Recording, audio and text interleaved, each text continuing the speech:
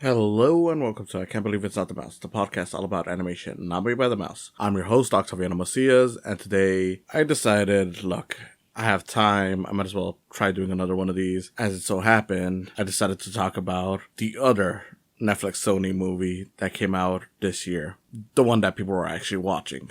Part of me didn't want to really talk about this movie, not because I have any kind of issue, but because I felt like, is it really worth talking about right now? Everyone's talking about it, it's very popular, and I don't want to feel like I'm just chasing a trend. But I figured it is something that is being talked about for a good reason. I really enjoyed the movie, and look, it always helps to get more views, so sure. I'm talking about K-pop Demon Hunters. Before we get started, I just want to say, if you're listening to this on YouTube, go ahead and give it a like, subscribe to the channel, feel free to comment, and ring the bell for notifications. Also, if you're on Spotify or just any other podcast site, follow this show on those platforms. So, why now? I could have talked about this months ago when it came out. I literally saw the movie the second it dropped on Netflix. Like, the second it hit midnight, I saw it because I am a big fan of animation. I don't think Sony makes the greatest animated movies. I think that they have had some really bad ones. But I will say that Sony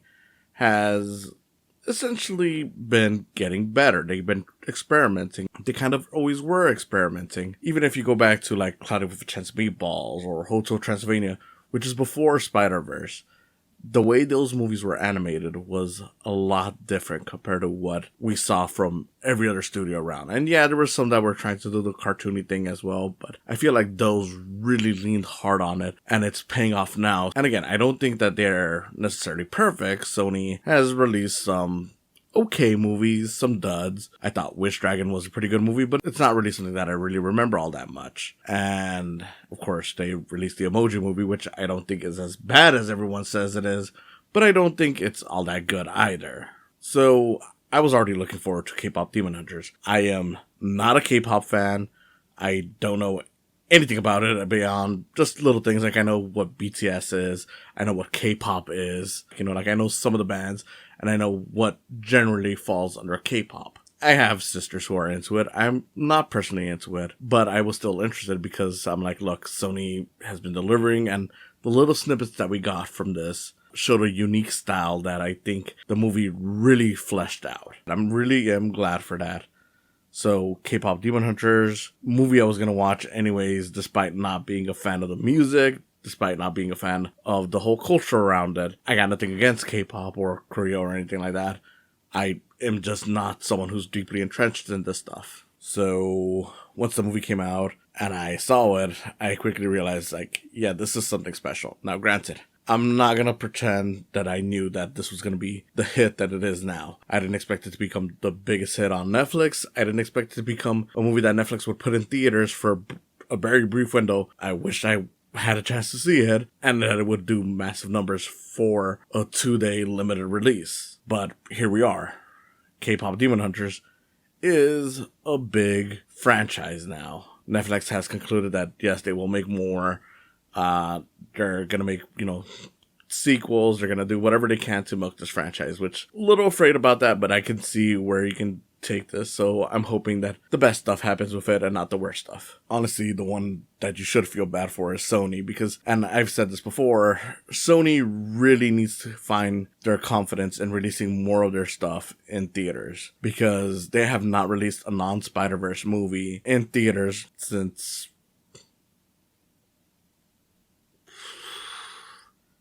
before 2020. I mean, I guess technically you would have the Peter Rabbit movie, but that's a live action movie with some animation in it, so I don't fully count that one. Yeah, we have not gotten anything in theaters, and at first it was kind of like, okay, well, I get it because of, COVID, some of these things just had to move that way. But there's a lot of movies that I'm like, okay, again, Mitchell's vs. Machines, I get it. It was during the height of COVID, and yeah, it kind of sucks because it's a really good movie. But then you get stuff like Vivo, you get stuff like, this, and you're just like, you could have released these in theaters. You could have made a good profit on these. And of course, now we kind of see that, yes, they could have made a profit on K-pop Demon Hunters. I know some people like to say that this movie owes itself being a hit to being on Netflix, and I just don't believe that. A lot of movies come out on Netflix that just get buried. No one went out of their way to watch something like The Willoughbys, which is a good animated movie that was on there. No one went out of their way to watch some of the other Sony stuff.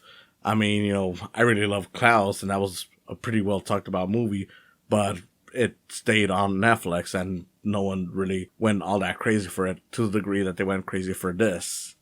So, yeah, no, I don't believe when people say that this would not have been a hit if it was just released in theaters. I don't think it would have been $1 billion movie. I don't know if any original movie is guaranteed to be $1 billion hit, but I will say that there is a strong chance that this thing would have made so much more than it already has. Because, look, this came out on the same day that Ilio came out.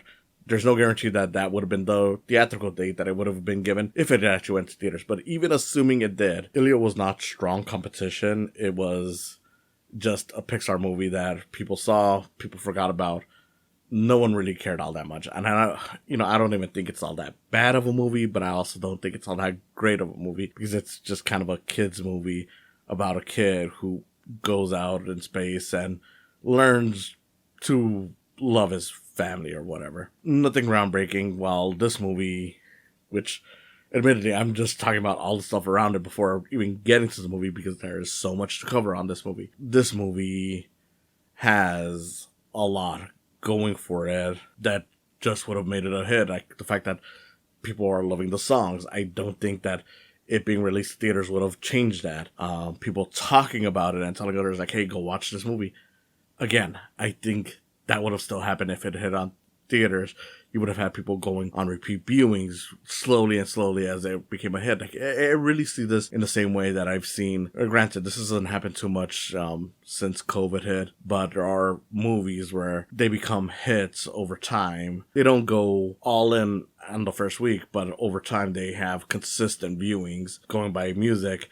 You look at the original Frozen and the way it worked on the box office. That was a movie where people were consistently going out and telling other people, hey, this is actually a really good movie. You gotta go watch this. And kids, of course, were begging their parents to watch it again and again and again and again. That is what this movie would have done. I just know that's how it is based on just seeing its performance on Netflix. There's no way that people would have been like, okay, let's skip out on this movie after a week or so, because that's just not how these things work. I mean, the fact of the matter is, this thing barely got marketing from Netflix, and yet it still managed to rise to the top like that. I mean, it only had its trailer a month in advance, and yeah, there was times where they would talk about it ahead of time just to be like, oh, look, this is some of the things that are in the works. But in terms of like something that, we actually saw actual footage promoting it directly and not just, part of like a reel. Just imagine like if they had a theatrical release, they would have gotten an extra trailer. They would have gotten some ads, and that stuff would have gotten K-pop fans and, kids' attention that wanted to watch this. And of course, this is a movie that is appealing to even more people than just kids. It's appealing to adults who are into the K-pop thing, because there are a lot of adult K-pop fans. So, yeah, I mean, this is a movie that, of course, when it comes to any kind of action, music, that kind of thing, it's going to appeal to kids because kids like that stuff. But it is done in a style that a lot of people who grown up with stuff like, like action, anime or action cartoons, just action in general. When it comes to animation, like your Titans, your Avatars, your Justice League, Batman the Animated Series, it's stuff that appeals to those crowds of people, which are numerous. There's a lot of adults who remember watching those as kids, loving it and wanting more of that as they've grown up. So it doesn't surprise me that this thing is a hit, and I do think it would have been more of a hit had it been in theaters. But that's just me ranting on that. The fact that it's getting an Oscar run, it's, they're talking about how, because all the songs have been hit from this movie, like it's, the first time that multiple songs from a movie have been as big as this since, like, I remember reading it was like Saturday Night Fever, and it's like, that's crazy. Because there's been a lot of Disney movies that have iconic songs since then. And you're telling me that this is the only one that's had more than, like, I think they said it was like more than 3 songs within the same soundtrack that's gone really big, like in the Billboard 100 or whatever. Crazy. But yeah, it's really impressive stuff, and I think the fact that it's doing that means that it has a fair shot at getting the Oscar for Best Animated Film, getting the Oscar for Best Song. Of course, it doesn't need to win those things to be good, but it is kind of cool to know, like, hey, this is possibly going to be that big. And again, Sony, you really messed up, because apparently them, putting it on Netflix is one thing, but the fact of the matter is they also gave Netflix a lot of the rights to this. So even though they're still involved with the movie, they made it, of course. Netflix essentially has like final say of what they can do with this thing. So even if they decide to make a K-pop Demon Hunters 2, they can't just say, okay, well, this time we'll put it in theaters, because Netflix has the say on that. Though they should just put it in theaters. They had a big head. They should physically release it. Netflix, stop being allergic to what's guaranteed to make you some money. I'm just saying, putting things in theaters, giving movies and shows physical releases ain't gonna hurt your streaming service. People will still buy your streaming service because there's stuff that you just get a lot of advantage to.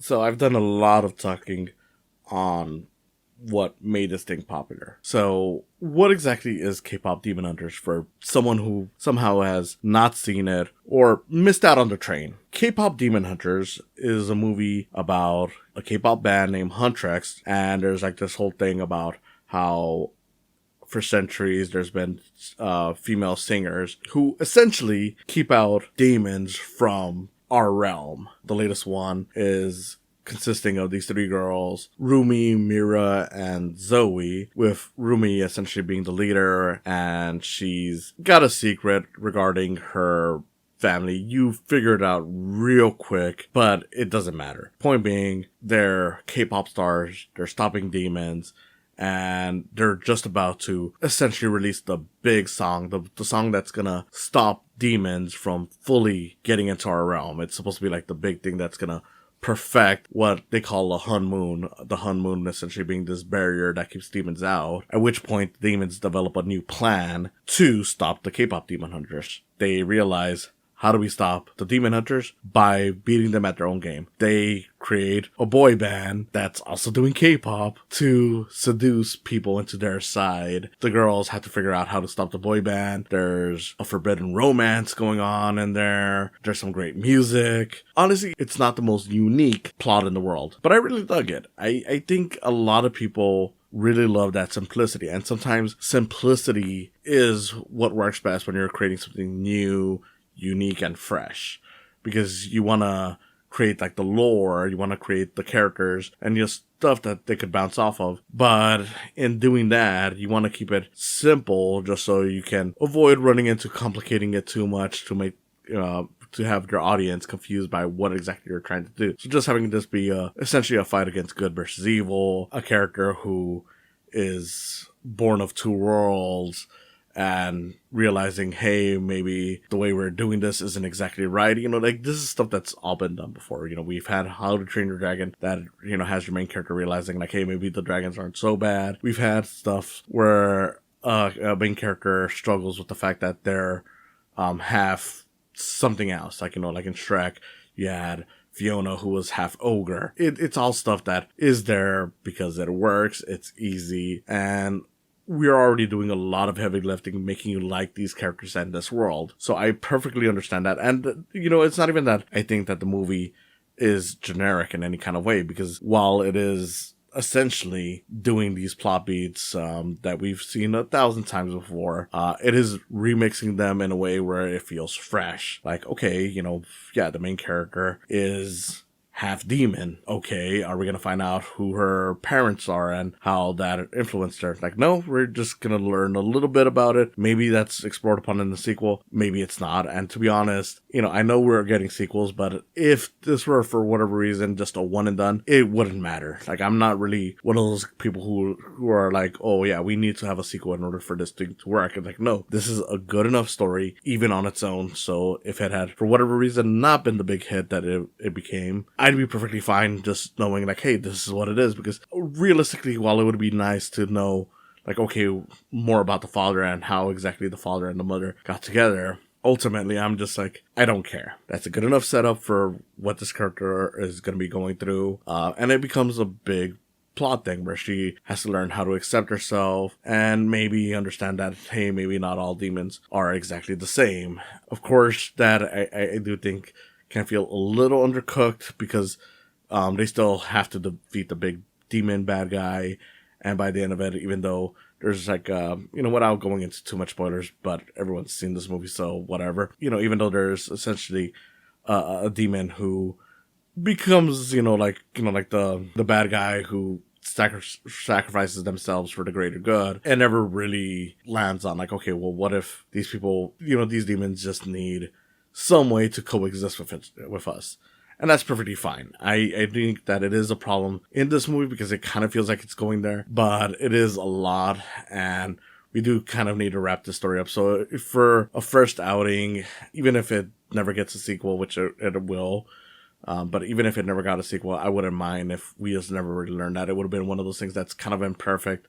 Lots of movies are imperfect. Guys, it's okay for a movie not to fully address everything, even if you might have an issue with it not addressing everything. And the reason why that is because at the end of the day, the whole point of it is just her struggle and accepting herself. The demon stuff is just the way we understand why she's struggling with this, but you could have changed it out to anything else. You could have changed it to be about her sexuality. You could have changed it to be about maybe her appearance, which it kind of is, but, in a more normal, real way, not in a fantasy way, and it would have carried over. The two friends, Mira and Zoe, are really just there for not only comic relief, but for her to have her emotional connections, realizing like, hey, look, these people will still love you even if you're different, that kind of stuff. It all works, and I think one of the major things that made this movie work and made it stand out is that, while it is a movie about girls fighting evil, and,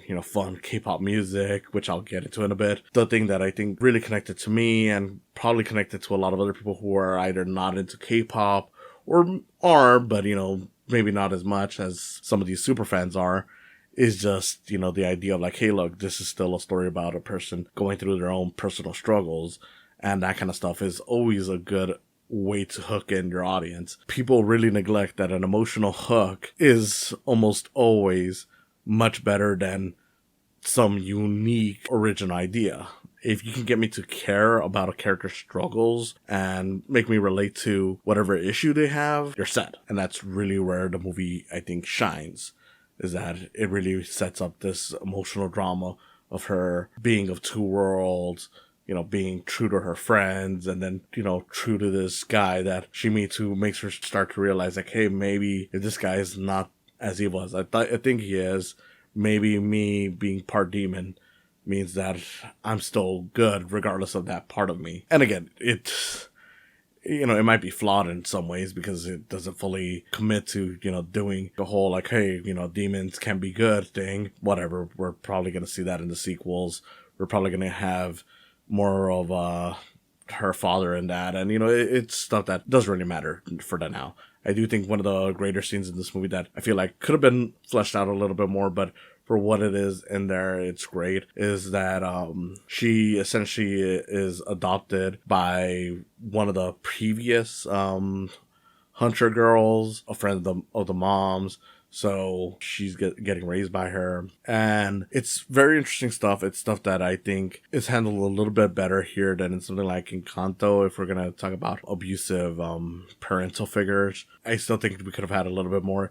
That being said, when you actually see Rumi fully, like, her friends have found out that she's got the side of her, and she comes to the adopted mother and just being all like, hey, you're the one that was telling me that this was bad, and making me feel like shit, and, all this stuff. Her calling her out, and I'm like, that's great stuff. We never actually go back to her to see whether or not she apologizes or anything like that, but it's something that lingers on, and I do think that works, especially for this movie. Again, even if there's no sequel to it, it works because we're left with a whole, like, well, did she forgive her? Did she just abandon her? We don't know, and it'd be great to know, but at the same time, sometimes the magic of storytelling is that we can fill in what we feel like at that moment. So if you feel like she doesn't deserve to be redeemed, by all means, she's not redeemed.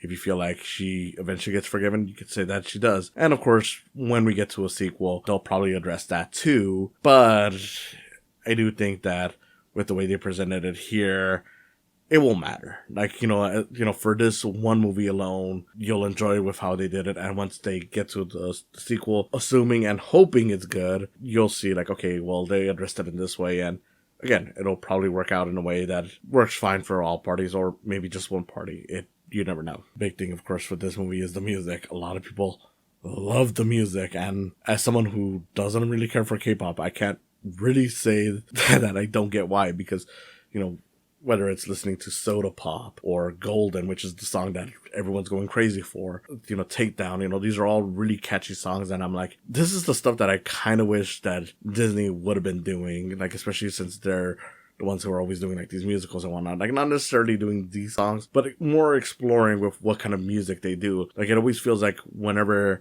they get one big musical, they're like, okay, let's make all the other musicals we have into this. And sometimes it'll work, sometimes it'll give you one or two good songs, but it never gives you a full soundtrack. This is one where I feel like the whole soundtrack is such a joy to listen to.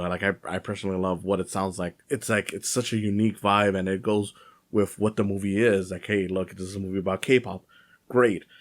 All this movie, this movie sounds like a K-pop album, but it also relates to the character struggles. It relates to the drama. And with that, it's a nice blend that just feels very unique, and it doesn't just feel like, okay, we're just doing the same Broadway style music every single time. Within the last decade, most Disney musicals have felt like, okay, we're just doing Frozen again, or we're doing Moana again.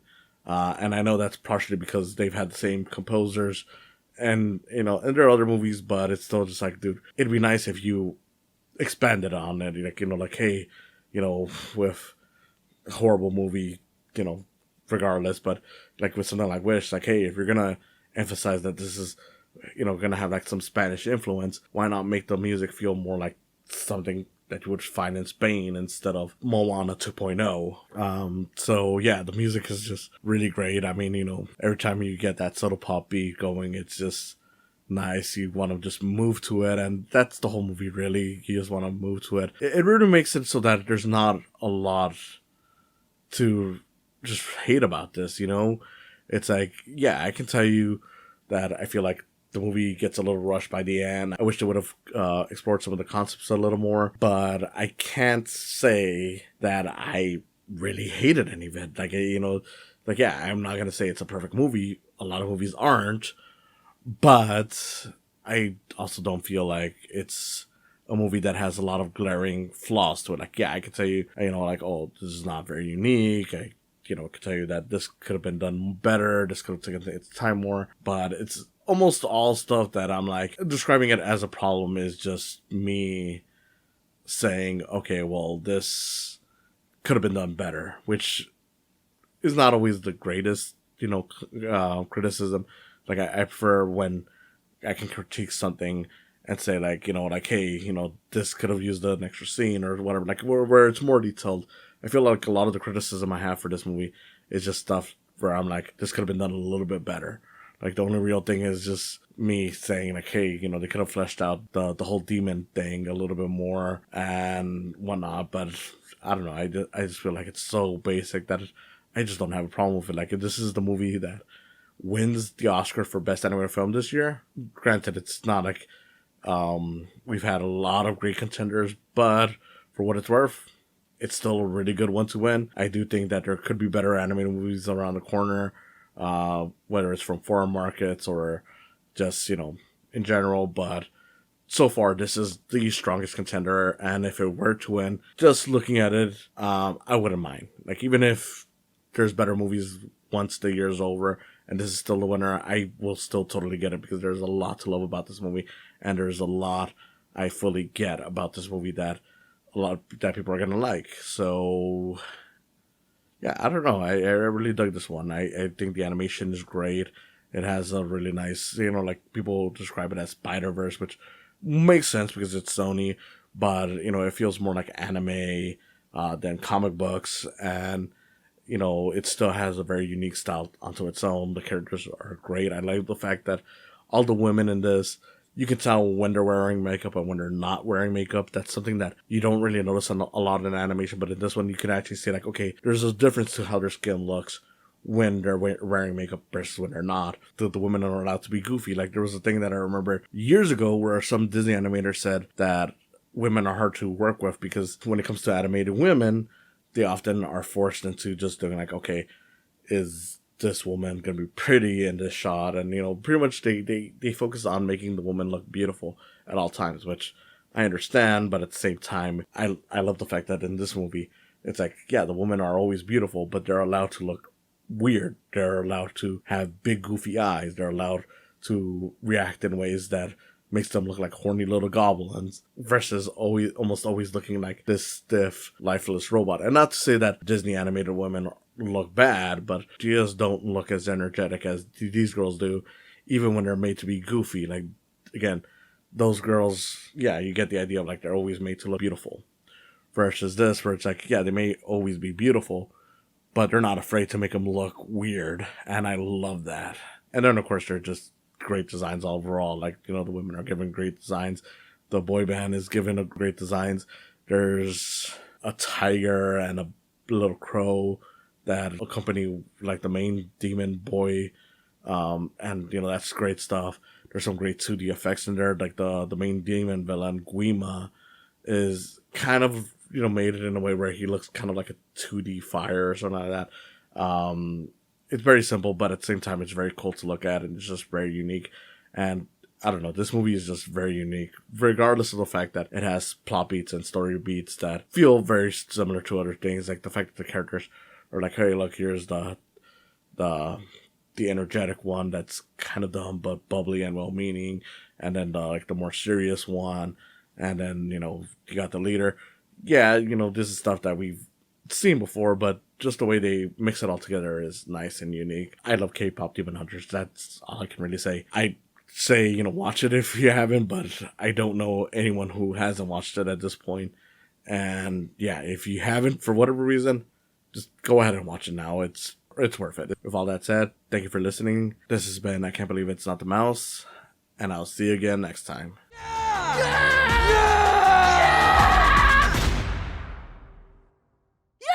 Thanks for stopping by. Go ahead and follow this channel. Subscribe, like and comment, ring the bell for notifications. Go ahead and also follow my podcast and give some love to my Patreon account while you're at it. It's www.patreon.com/saicams. Again, thanks for stopping by, and I hope you come back for more in the future.